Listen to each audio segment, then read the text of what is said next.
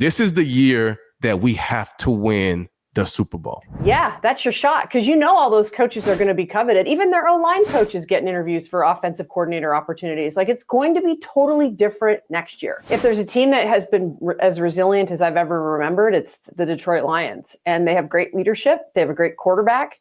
They got great play callers.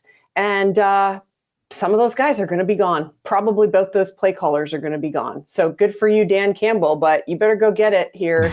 Do you feel like Jared Goff can lead the Lions to win a Super Bowl? Yes, 100%. He is tried and tested, Glover. He is so resilient down the stretch, and he's so poised.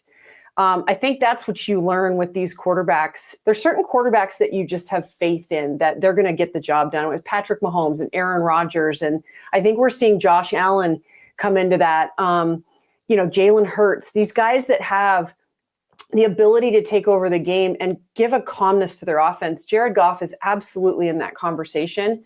And I think his leadership through all the injuries and how tested they've been, including the injury to David Montgomery, has given them just a world of confidence, regardless of who's in, who's out. And I think, he's definitely a guy that's could be Super Bowl bound. What do you see as the biggest difference in last year's team and this year's team? They were really good last year, but there's an ultimate belief in this Lions team that they only win. They don't lose games, they win games, and they find ways to win.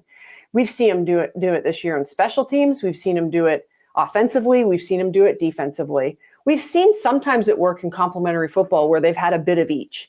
But I just really think that it's not even bend, don't break for me. It's like this team believes they are winners. They think they're the best team in the National Football League, and they've played like it, which is why they have 15 victories this season and why they're the number one seed. This Detroit bad boy mentality, culture type of way they play. Do you think they've taken over as America's team? And like, talk a little bit about the culture that they've built there with Dan Campbell. I don't know if they've taken over as America's team. I think they operate in a city that is such a blue-collar, gritty city that they've taken on sort of the moxie of Detroit, which I love. What I do believe is they're a team right now that is destination Detroit.